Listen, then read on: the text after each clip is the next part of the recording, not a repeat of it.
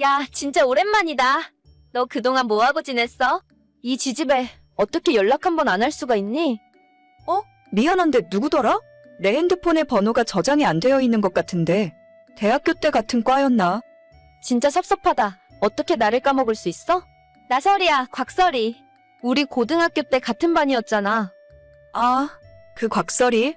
그래, 진짜 오랜만이다. 그동안 잘 지냈고? 그럼 나야 잘 지냈지. 너는 어떻게 지냈어? 결혼은 했고?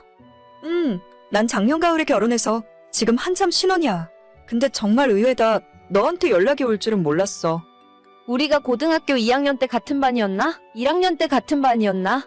난 너랑 친하다고 생각했는데 너는 아닌가 봐. 뭔가 아쉽네. 벌써 나를 다 잊어버린 거야? 우리가 2학년 때 같은 반이었지. 내가 너를 어떻게 잊어버리겠어? 너가 반장까지 했었잖아. 그렇지. 내가 반장을 했었지. 그건 그렇고. 사실 나 얼마 안 있으면 결혼하잖아. 오랜만에 연락했다고 오해하지는 말고 너가 꼭 내 결혼식에 와줬으면 해서. 아, 결혼하는구나? 그래, 알겠어. 초대해줘서 고마워. 고맙긴. 고등학교 동창들 오랜만에 볼 수 있어서 기대된다. 아무튼 내가 조만간 다시 연락할게. 그래, 알겠어. 이 친구에게 결혼식 초대를 받고 난 뒤 저는 한동안 손발이 덜덜 떨렸습니다. 고등학교를 졸업한 지는 벌써 10년도 넘게 지났지만 저는 단 한 번도 이 친구의 이름을 잊고 살아본 적이 없어요. 내성적인 성격을 가진 저와는 다르게 예쁘고 활발한 성격이라서 주변 사람들의 관심을 한몸에 받았던 친구였고 고등학교 2학년 때 처음이자 마지막으로 같은 반이 되었었죠. 학기 초에는 잠시 친하게 지낸 적도 있지만 작은 사건 하나 때문에 저는 1년 동안 반에서 왕따처럼 지내게 되었고 저 친구와 주변 몇몇 애들이 저를 엄청 못살게 굴었습니다. 여자들끼리 왕따 시키는 건 남자애들처럼 대놓고 때리거나 괴롭히는 방법이 아니라 은근히 제 자존심을 짓밟아 뭉개버리는 일이었어요.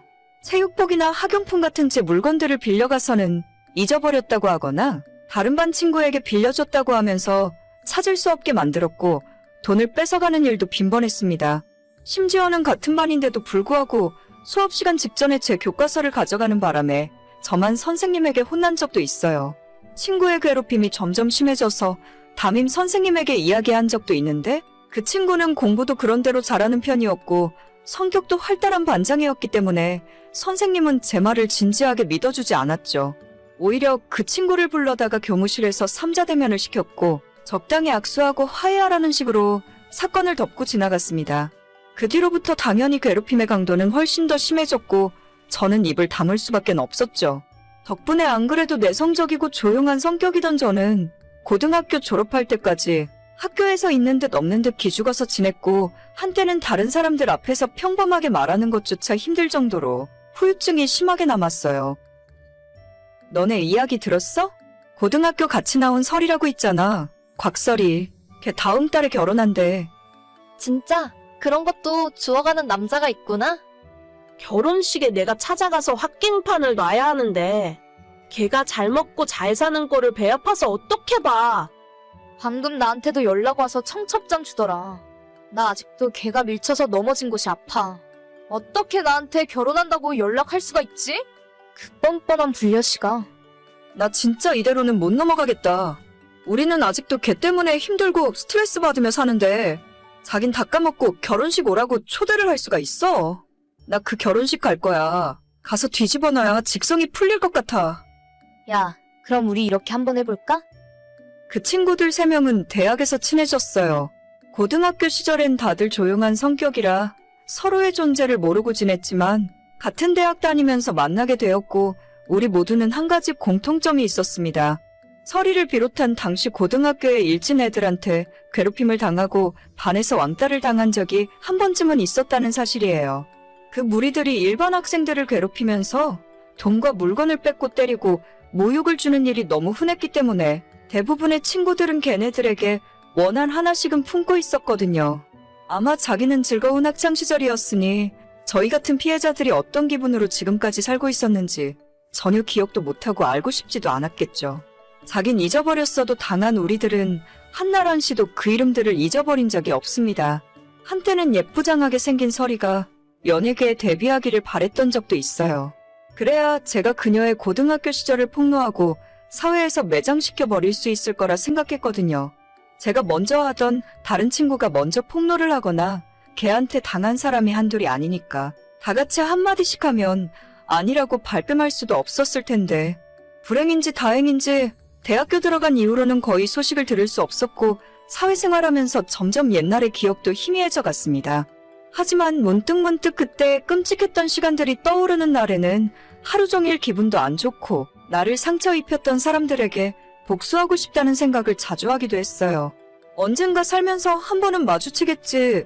그때는 내가 통쾌하게 되갚아주겠다는 상상을 하곤 했었는데 이런 식으로 먼저 연락이 올 줄은 꿈에도 몰랐습니다.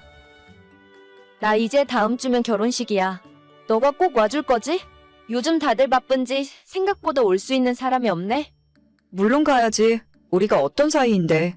나 말고도 고등학교 때 너랑 같은 반이었던 친구들이 더 있는데 그 친구들도 다 같이 갈 거야. 진짜 정말 잘 됐다. 안 그래도 사람 많이 안 올 것 같아서 걱정이었거든. 예약을 300명 잡아놨는데 다들 이런저런 핑계대면서 못 온다 하더라고. 니들이라도 와준다니까 다행이다. 역시 동창만한 친구들이 없다니깐. 거기 밥 맛있는 데니까 꼭 다 같이 와서 밥 먹고 가. 알았지? 그래, 나 일부러 주말에 시간도 빼놨어.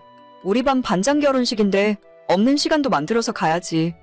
고마워. 그날 꼭 와서 사진도 같이 찍자. 10년 만에 보는데 얼굴 안 까먹었지? 그래, 다음 주에 보자. 그렇게 저는 친구들과 함께 넷이서 설이의 결혼식이 열리는 예식장으로 찾아갔습니다. 신부 대기실에서 한껏 드레스를 차려입은 설이와 함께 사진도 찍고 마음에도 없는 축하 인사를 전했어요. 설이는 우리들을 전혀 못 알아보는 눈치였지만 고등학교 때 동창이었다고 하니까 억지로 웃으면서 반갑게 맞이해주더라고요.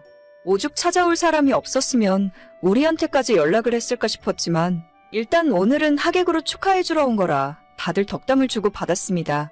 멀끔하게 잘생긴 신랑 얼굴도 보고 식이 끝나고 친구들 올라와서 사진 찍으라고 할 때 저희 넷이 다 같이 올라가서 사진도 같이 찍었어요. 피로 현장에서 밥까지 야무지게 먹고 나름대로 즐거운 하루를 보냈습니다. 딱 한 가지 저희가 계획했던 복수는 전날부터 미리 준비해간 축의금 봉투를 동창인 설이에게 준 것이 아니라 신랑 쪽으로 제출했습니다. 그 안에는 저희가 주는 축의금 5만 원과 며칠 전부터 정성 들여 쓴 편지가 들어있었죠. 반드시 신랑 혹은 신랑 측 부모님에게 전달해달라는 메모를 적어두었고 그 효과가 나타났는지 하루 만에 다시 친구에게서 연락이 오더라고요. 야, 너희들 진짜 미쳤어? 너네 내 결혼식에 뭐하러 온 거야? 너가 청첩장을 보냈으니까 갔지. 왜? 내가 준 축의금의 액수가 적었니? 너 어떻게 나한테 그럴 수가 있어? 우리 친구 아니었어? 친구, 우리가 한 번도 친구였던 적이 있나? 너가 나한테 뺏어간 돈만 30만 원은 되겠다. 혹시 축의금이 모자라면 내가 고등학교 때 미리 줬다고 생각해. 내가 너한테 돈 좀 빌린 것 때문에 이러는 거야? 아무튼 너희들 그거 장난이라고 빨리 이야기 좀 해줘. 시부모님들이 이혼하라고 난리야. 시아버님 되실 분이 교육감 선거에도 나가신 분인데 너가 이러면 내가 뭐가 되니? 장난은 무슨 장난? 너는 처음부터 끝까지 계속 장난이라고 하더라?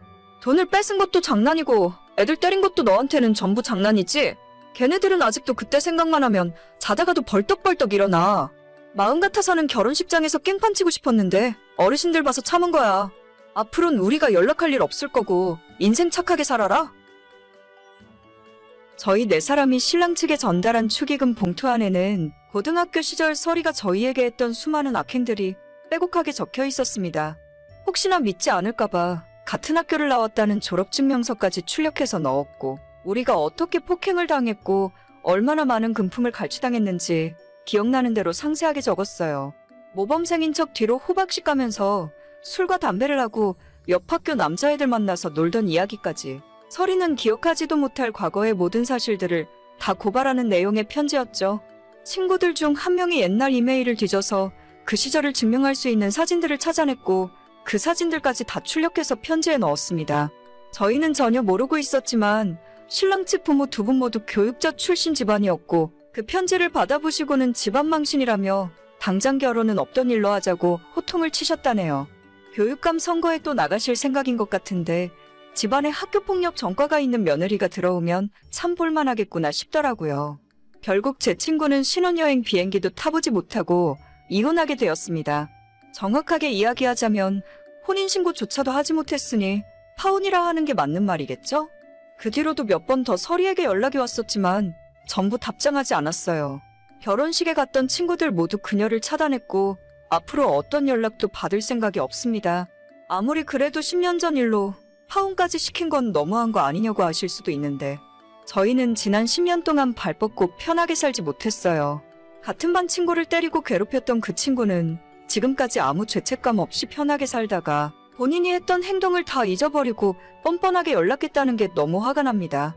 차라리 청첩장을 주기 전에 본인 잘못을 뉘우치고 진심으로 미안하다는 연락을 먼저 했더라면 지난 과거를 다 용서해 줄 수는 없더라도 결혼은 축하해 줄 수 있었을 거예요. 하지만 뻔뻔하게 웃으며 우린 친했잖아. 같은 소리를 어떻게 할 수 있는지 모르겠어요. 죄를 지었으면 벌을 받아야 하고 10년이 아니라 20년이 지난 상황이더라도 저는 절대 그 이름 석자를 잊지 않고 있었을 거예요. 아직도 TV에 뉴스를 보다가 중학생, 고등학생 친구들 사이에 서로 괴롭히고 차마 입에 담을 수조차 없는 나쁜 짓을 저지르는 친구들을 보면 제 학창시절이 떠오르면서 괴로워요. 그런 사람들은 모두 언젠간 반드시 벌을 받았으면 좋겠고 피해자가 괴로워하고 가해자가 행복하게 잘 사는 일이 없었으면 좋겠어요. 전 제가 저지른 일에 전혀 후회 없고 똑같은 상황이 주어진다고 해도 한 번 더 복수할 거예요. 기억해. 내가 평생 너 지켜보고 있을 거야. 오늘의 사연은 여기까지입니다. 구독과 좋아요, 알림 설정은 많은 힘이 됩니다. 다들 행복하시고 좋은 하루 되세요.